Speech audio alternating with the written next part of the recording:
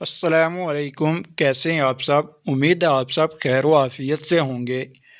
आज की वीडियो में हम उर्दू के 25 अल्फाज मानी सीखेंगे, जिन्हें सीख कर हम बआसानी उर्दू लैंग्वेज को समझ सकते हैं।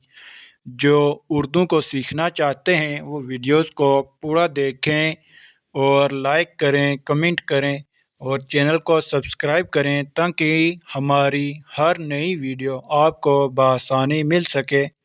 चलो शुरू करते हैं।